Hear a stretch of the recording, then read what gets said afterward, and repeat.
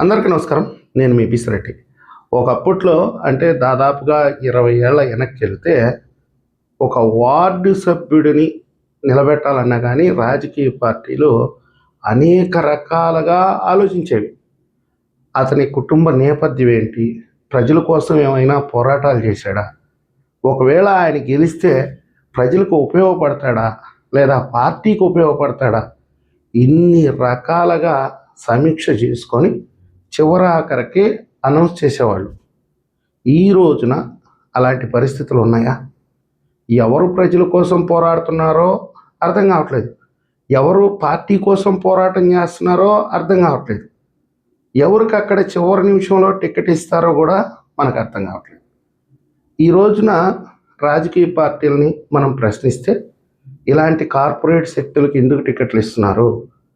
ఎన్నికలకు ముందు వచ్చినటువంటి వాళ్ళకి ఎందుకు టికెట్లు ఇస్తున్నారు? అనాదిగా ఆ నియోజకవర్గంలో ప్రజల కోసం పార్టీ కోసం కష్టపడి పనిచేస్తున్న వాళ్ళకి ఎందుకు టికెట్ ఇవ్వలేదు అని మనం ప్రశ్నిస్తే వాళ్ళు ఒకటే మాట చెప్తున్నారు. ఈ రోజుల్లో రాజకీయం ఒకటే సరిపోదండి, డబ్బు కూడా ఉండాలండి. అవతల వాడు 1000 రూపాయలు ఒక ఓటుకి ఇస్తే మనోళ్ళు 2000 ఇచ్చేటట్టు ఉంటేనే ఆడికి ఎమ్మెల్యే టికెట్ ఇవ్వాలండి. ఇది ఈరోజు రాజకీయ పార్టీల యొక్క అభిప్రాయం. వాస్తవమే. 2024 ఎన్నికలకు ముందు నేను కొన్ని నియోజకవర్గాల్లో తిరుగుతూ ప్రజలను అడిగా, మీకు ఏ అభ్యర్థి అయితే బాగుంటుంది అంటే వాళ్ళు చెప్పింది నేను నిజంగా ఆశ్చర్యపోయా. ఫలానా ఆయన అయితే బాగుంటుంది కానీ పాపం ఆయన దగ్గర డబ్బు లేదండి. ప్రజలు కూడా ఒకటి ఆలోచించుకోవాలి. రాజకీయం చేయడానికి, ప్రజాసేవ చేయడానికి డబ్బు ఎందుకండి? మీరు ఒకసారి ఆత్మపరిశీలన చేసుకోండి. ఈరోజు డబ్బున్నోడికే టికెట్ ఇస్తుంది రాజకీయ పార్టీ. అప్పటికప్పటికే పార్టీలు మారే వాళ్ళకి టికెట్లు ఇస్తున్నారు. ప్రజాసేవ చేసిన వాళ్ళని గుర్తించట్లేదు, పార్టీ కోసం కష్టపడ్డ వాళ్ళని గుర్తించట్లేదు అని చెప్పి మీరే మాట్లాడేటప్పుడు మీరే ఓటుకి 2000 రూపాయలు లేనిదే, ఒక చీర జాకెట్టు, ఒక క్వార్టర్ బాటిల్ బిర్యానీ ప్యాకెట్లు లేనిదే ఓటు వేయలేనటువంటి పరిస్థితి. నాకే కొంతమంది ఫోన్ చేశారండి. ఎన్నికలకు ముందు ఒకరోజు 2 రోజుల ముందు ఒక 10-15 మంది కాల్ చేశారు. అన్న, నీకేమన్నా మా ఎమ్మెల్యే క్యాండిడేట్ తెలుసుంటే ఒకసారి కాల్ చేయి, మా ఏరియాకి డబ్బులు రాలేదు, ముందు రాలేదు, రేపు ఉదయాన్నే పోలింగ్కి వెళ్ళాలా, జనాలు మమ్మల్ని నిలదీస్తున్నారు అని. ఎంత దారుణమైనటువంటి పరిస్థితి అండి. మీ భవిష్యత్తునే మీరు 2000 రూపాయల నోటుకి అమ్మి పారేస్తే ఇక గెలిచిన వాళ్ళు మీ మీద వ్యాపారం చేసుకోరు అని చెప్పడానికి వెనకాడాల్సిన అవసరమే లేదు.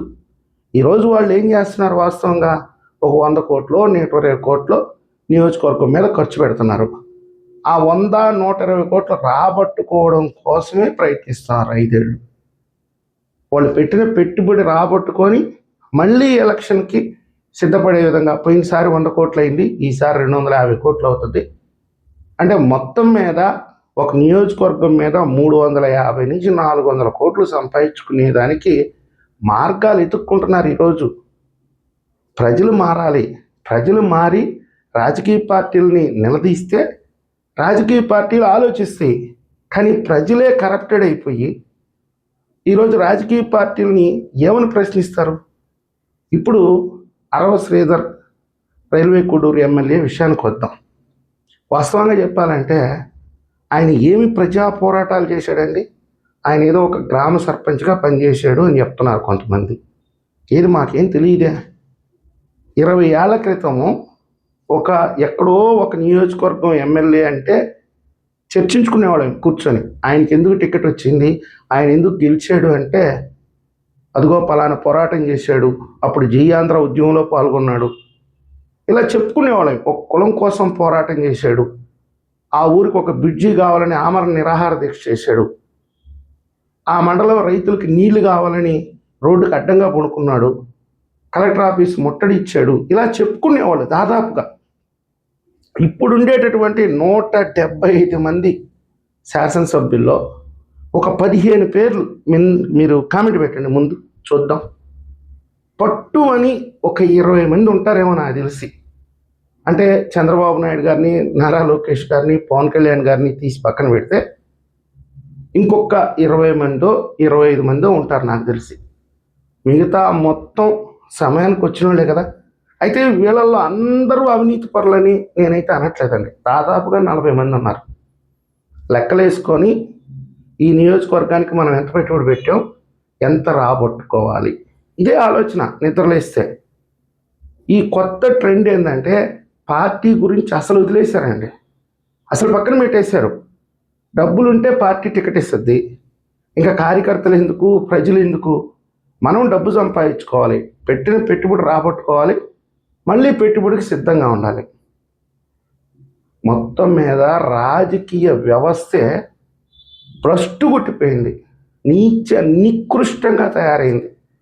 దాదాపుగా 80%, ఒక 20% మాత్రం కొట్టుమిట్టాడుతున్నారు.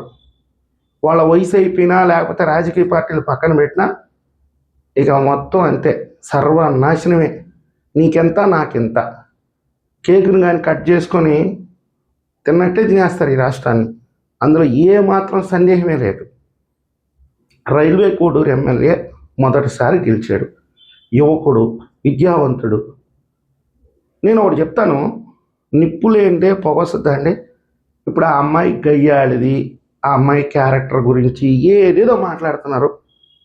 కానీ పులి నోట్లో తల పెట్టేటప్పుడు తెలియదా అది కొరికి చంపేస్తుందని? ఎమ్మెల్యే అండి ఆయన ఏం సాధారణ పౌరుడేం కాదు. ఎమ్మెల్యే, ఆయనకు ఒక గన్మెన్ ఉంటారు, పిఏ ఉంటారు. ఆయన నియోజకవర్గంలో ఉండే ప్రతి ప్రభుత్వ అధికారి ఆయన అండర్లో పనిచేస్తారు. ప్రజల పట్ల అవగాహన ఉంటుంది. నిద్రలేస్తే ప్రజా జీవితంలో ఆయన బతకాలి. అనుభవం లేదు, పాపం అమాయకుడు, ఆయనకి ఏం తెలియదు, ఏడ్ చేస్తున్నాడు, ఈ పిల్లే సర్వనాశనం చేసింది అని మనం అనుకోవడానికి. సో ఆ పిల్లది 80% తప్పు ఉండొచ్చు, నేనేం కాదనట్లేదు. వీళ్ళకి విచక్షణ ఉండాలి కదా. ఆ వీడియో కాల్స్ ఏంటి, ఆ చాటింగ్స్ ఏంటి, ఇంకేం పని బాట లేదా నియోజకవర్గంలో? భవిష్యత్తు గురించి ఏం ఆలోచనే లేదా? యువకుడే కదా, ఇంకా చేయాల్సిన రాజకీయం తన జీవితంలో చాలా గొప్పగా ఉంటుంది, ఇంకా ఎదగాల్సిన జీవితం. ప్రజలు నీ మీద ఎన్నో ఆశలు పెట్టుకొని ఓట్లేశారు. వీటన్నిటిని పక్కన పెట్టేసి ఆ పిల్లతో ఏం పని అండి? వేధింపులకు గురి చేస్తే ఇక్కడ నాకు నవ్వు వస్తుంది కానీ నవ్వలేకపోతున్నా. ఆ అమ్మాయి వేధింపులకు గురి చేసేదంట దాదాపుగా 1.5 సంవత్సరంగా. ఆయన పాపం భరించలేక వాళ్ళ కుటుంబం సతమతం అయిపోయిందంట. చెవులో పూలు ఏమన్నా పెట్టుకొని ఉంటే నమ్మతామంటే, మాకు చెవుల్లో పూలు లేవు. ఏ పార్టీ తప్పు చేసినా, అది టీడీపీ కాదు, జనసేన కాదు, వైఎస్ఆర్సీపీ కాదు, ఏ పార్టీ తప్పు చేసినా నిలదీయాల్సినటువంటి సమయం ఈరోజు ఆసన్నం అయింది. ఎందుకంటే నేను ఇందాక చెప్పినట్టుగా 80% కరప్టెడ్ అయినప్పుడు, 20% కొట్టుమిట్టాడుతున్నప్పుడు మనం ఇంకా నోళ్ళు మూసుకొని గమ్ముగా కూర్చుంటే 100% కరప్టెడ్ అయిపోద్ది. మరీ ముఖ్యంగా ఆంధ్రప్రదేశ్లో అండి. మిగతా రాష్ట్రాల్లో కొంతలో కొంత బెటర్, ఈ రాష్ట్రంలో అయితే 80% కరప్టెడ్.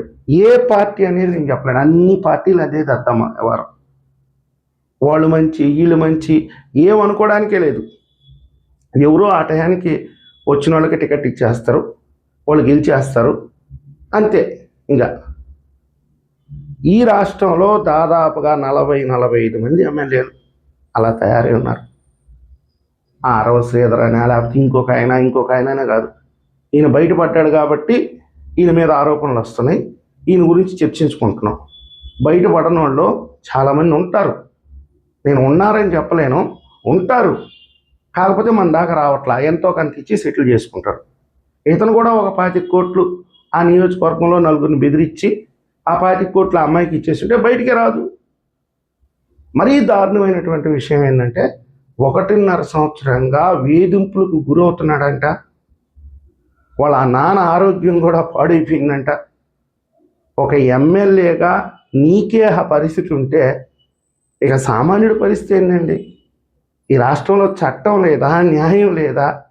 నీలో నిజాయితీ ఉంటే ప్రజల ముందే ఆవిడని నిలబెట్టొచ్చి అడగొచ్చు కదా. అడిగితే ప్రజలే చెప్తూ కొడతారు కదా ఆవిడ్ని. ఆవిడ బయటపడి నీ మీద ఆరోపణలు చేసిన దాకా నీ దగ్గర నుంచి సమాధానం లేదు. ఆవిడ 2-3 ప్రెస్ మీట్లు కూడా పెడుతుంది. ఒకటేదో రికార్డెడ్ వీడియో రిలీజ్ చేశాడు. అందులో ఏమన్నా స్పష్టత ఉందా, ధైర్యంగా ఉందా అంటే ఆ ధైర్యం కూడా లేదు. మీరు ఒకటి గమనించండి, సైకలాజికల్గా తప్పు చెయ్యని వాడు ఎలా మాట్లాడతాడండి? ఆ ఎమ్మెల్యే గారి వీడియోలో మీకేమన్నా అర్థమైందా?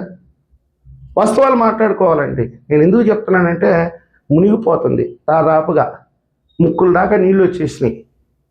మనం ఇలాంటి విషయాల మీద గట్టిగా మాట్లాడకపోతే, గట్టిగా స్పందించకపోతే, ప్రజల్ని చైతన్యపరచకపోతే మునిగిపోతాం, నట్టేట మునిగిపోతాం. రాష్ట్రం మీద అభిమానం ఉండేవాళ్ళు ఎవరైనా సరే నిష్పక్షపాతంగా మాట్లాడండి, మాట్లాడాల్సినటువంటి విషయాల మీద. నిజంగా చెప్తున్నాను, నాకైతే ఇది ఒక బాధ్యతారాహిత్యం, లెక్కలేనితనం, విచ్చలవిడితనం. ఏదో గాలివాటంగా గెలిచేసాము. అక్కడ చంద్రబాబు నాయుడు గారు, పవన్ కళ్యాణ్ గారు, నారా లోకేష్ గారు ప్రాణాలు పణంగా పెట్టి పోరాటం చేశారు 5 ఏళ్ళు. ఇంకా చాలామంది జనసేన నాయకులు, టీడీపీ నాయకులు చావు బతుకుల మధ్య జగన్మోహన్ రెడ్డి గారి మీద పోరాటం చేయటం అంటే అది మామూలు విషయం కాదు. కానీ పోరాటం చేశారు, విజయం సాధించారు. ఈరోజు ప్రజల వరకైతే హ్యాపీ, మేము సంతోషంగా ఉన్నాం, మాకు ఎలాంటి నిర్బంధం లేదు. ప్రజలు ఇచ్చినటువంటి అద్భుతమైన అవకాశాన్ని ఈరోజు మీరు ఎందుకు వినియోగించుకోలేకపోతున్నారు?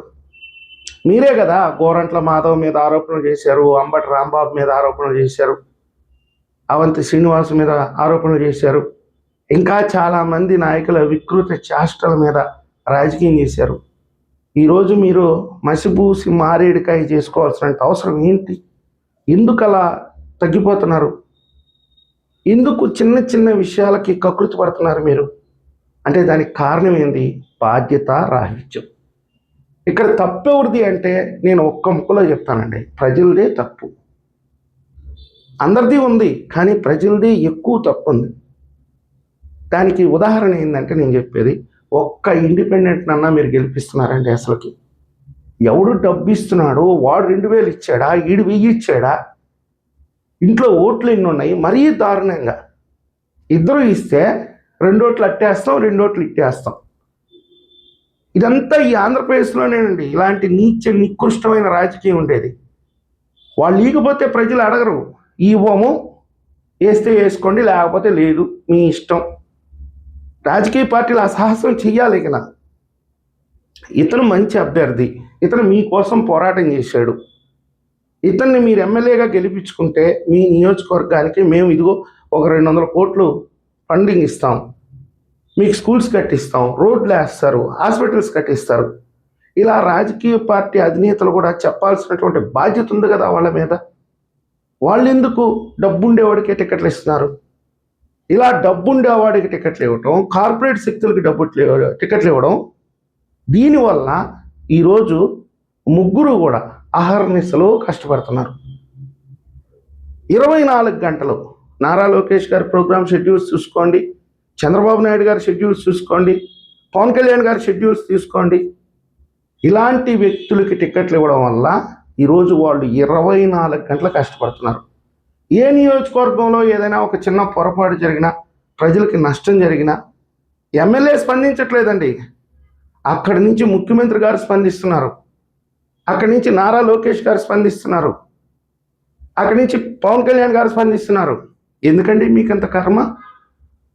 ఇప్పుడు ఎవరైనా ఓటేసేది మా భవిష్యత్తు గురించే కదా మేము ఓటేసుకుంటాం, మీ భవిష్యత్తు గురించి కాదు కదా. అది మీరు వివరించి ప్రజలకు చెప్పాలి కదా, ఎడ్యుకేట్ చేయాలి కదా. ఒక రాజకీయ పార్టీగా మీ ప్రసంగాల ద్వారా, మీ మాటల ద్వారా ప్రజలను చైతన్యపరచాలి కదా. ఎలక్షన్లో డబ్బులు ఇవ్వము, రూపాయి కూడా పంచను నా పార్టీ నుంచి, మిగతా పార్టీలు పంచుకుంటే మీ ఇష్టం, వేసుకుంటే వేసుకోండి, మీ జీవితాలు నాశనం చేసుకోండి చెప్పుకోవచ్చు కదా బాహాటంగా. ఈరోజు ఆంధ్రప్రదేశ్ ప్రజల పరిస్థితి ఏంటండి? కర్మగాలి మళ్ళీ వైఎస్ఆర్సీపీ వస్తే మా బతుకులు సర్వనాశనం. 5 ఏళ్ళు బ్రిటిష్ పాలనలోనో, వాడెవడో కిమ్ ఉన్నాడు, అలాంటి వాడి పాలనలోనో మేము మగ్గిపోయాము. కూటమి అధికారంలోకి వచ్చిన తర్వాత మేము కొంచెం స్వేచ్ఛగా బతుకుతున్నాం, మేము మాట్లాడగలుగుతున్నాం, మా పనులు మేము చేసుకోగలుగుతున్నాం అని చెప్తున్నారు. ఇప్పుడైనా నేను చేసే విజ్ఞప్తి ఏంటంటే, తెలుగుదేశం పార్టీకి కానీ జనసేనకి కానీ ప్రజల పట్ల బాధ్యతగా వ్యవహరించే వ్యక్తులకే మేము టికెట్లు ఇస్తాం, ఎన్నికల్లో డబ్బులు ఇచ్చేవాడికి అసలు టికెట్లు ఇవ్వమని బేషరతుగా ధైర్యంగా చెప్పి ఎన్నికలకు వెళ్ళండి. ఓడిపోతారని ఓడిపోండి ఒకసారి. ఎవరికి కొంప తగలబడేది? ప్రజలకే కదా. అది ఆ విషయం వాళ్ళకి తెలియదా? అప్పుడు నిజాయితీ పరులకి, నిష్పక్షపాతంగా ప్రజలకు సేవ చేసే వాళ్ళకి టికెట్లు వేయండి. ఇలాంటి విషయాలు, ఇలాంటి వ్యభిచార విషయాలు బయటకు వస్తాయేమో చూద్దాం. ఉండొచ్చు 1, 2, నేనేం కాదనలేదు. ప్రజాక్షేత్రంలో పోరాటం చేసే వాళ్ళంతా ఏదో శుద్ధ పూసలని నేను చెప్పట్లా. వాళ్ళకు కూడా వ్యక్తిగత విషయాలు ఏదో ఒకటి ఉంటుంది, పొరపాటు ఉంటుంది. కానీ ఇంత గలీజ్గా ఉండవు కదా. ఈరోజు ఒక అమ్మాయి విషయంలో బయటకు వచ్చాడు కానీ రైల్వే కోడూరు ఎమ్మెల్యే గారు ప్రజలకు చేసినటువంటి సేవ ఏదన్నా ఒక గొప్ప ఘనకార్యం చేసి ఆయన న్యూస్ పెద్ద ట్రెండింగ్ ఇష్యూ ఏదన్నా అయిందా? ఏం లేదు. ఈ మీడియా దరిద్రం ఇలాగే తయారవుతుందండి. ఈరోజు రాజకీయ పార్టీలు కూడా ప్రశ్నించట్లేదు వీళ్ళు. ఎంతసేపటికి ఆ వ్యభిచార విషయాలకు సంబంధించే అనాలిసిస్ చేస్తున్నారు కానీ మనమేం తప్పు చేశాము, రాజకీయ పార్టీలను ఏ విధంగా నిలదీయాలి, ప్రజల్ని ఏ విధంగా ఎడ్యుకేట్ చేయాలి, ఇవన్నీ పక్కన పెట్టేశారు. ఆమె 5 సార్లు అబార్షన్ ఎలా అయింది, ఏ హాస్పిటల్కి వెళ్ళింది, 1.5 సంవత్సరంలో 5 అబార్షన్లు ఎలా అవుతాయి, ఎమ్మెల్యే చేయి కోసుకున్నాడంట, ఎమ్మెల్యే గుడ్డలిప్పి డ్యాన్స్ చేశాడంట. అతను ఒక బాధ్యతారాహిత్యం అండి. నిజంగా చెప్పాలంటే ప్రజల పట్ల బాధ్యత లేదు, పార్టీ పట్ల బాధ్యత లేదు, తన మీద తనకే లేదు. అలాంటి వ్యక్తి ఇట్లా మాట్లాడుకుంటూ పోవాలంటే 2.5 గంటలు 3 గంటలు మాట్లాడతానండి. దయచేసి నేను చెప్పేది ఏంటంటే రాజకీయ పార్టీలు కూడా దాదాపుగా రాజకీయ వ్యవస్థే కల్ముషం అయిపోయింది. ఒకసారి ఆలోచించుకోండి. మంచి వ్యక్తులకి టికెట్లు ఇవ్వండి, ప్రజల్ని చైతన్యపరచండి, చెప్పండి ప్రజలకు అర్థమయ్యే విధంగా. ప్రజలు కూడా ఆలోచించుకోండి, మీకు మంచి చేసేవాడికే మీరు ఓటేయండి. ఎందుకంటే కార్పొరేట్ శక్తులను తీసుకొచ్చి నెత్తిన పెట్టుకుంటున్నారు. వాళ్ళకి ప్రజాసేవ చేయాలంటే వాళ్ళ కాడ ముబ్బడగా ఉంటుంది కదా బ్లాక్ మనీ, ఆ మనీ అంతా తీసుకొచ్చి పెట్టొచ్చు కదా నియోజకవర్గాల మీద. వాళ్ళ విగ్రహాలు కూడా పెడతారు కదా గ్రామాల్లో. ఎందుకు రాజకీయ మార్గాలు ఎంచుకుంటున్నారు? మా దగ్గర డబ్బు ఉంది, ఇది ఒక వ్యాపారం. 100 కోట్లు ఒకసారి పెట్టేయటం, 350 కోట్లు 400 కోట్లు దండుకోవడం, ఇది కూడా ఒక వ్యాపారమే వాళ్ళకి. ఆ విధంగా ప్రజలు ఎందుకు ఆలోచించలేకపోతున్నారు? మీకోసం పోరాటం చేసేవాళ్ళని, మీకు అండగా నిలబడే వాళ్ళని, మీ పక్కన ఉండే వాళ్ళని మీరు ఎందుకు ఆదరించలేకపోతున్నారు? ఎవడో ఒక కార్పొరేట్ శక్తి వస్తే ఆడికి ఎందుకు ఓటేస్తున్నారు? ఎన్నికలకు 1 నెల ముందో 15 రోజుల ముందో వస్తే. కాబట్టి ఏంటంటే రాజకీయ ప్రక్షాళన జరగాలంటే ప్రజలు చైతన్యం కావాలి. రాజకీయ పార్టీలు ఆలోచించుకుంటేనే ఇలాంటి సంఘటనలు పునరావృతం కాకుండా ఈ రాష్ట్రం కూడా అభివృద్ధి పదంలో దూసుకెళ్లేదానికి అవకాశం ఉంది. ఆలోచించుకోండి. మనం చేయగలిగింది ఏమీ లేదు, చూస్తూ ఊరుకోవడమే. ఈ వీడియో మీకు నచ్చినట్లయితే లైక్ చేయండి, సబ్స్క్రైబ్ చేయండి. ధన్యవాదాలు.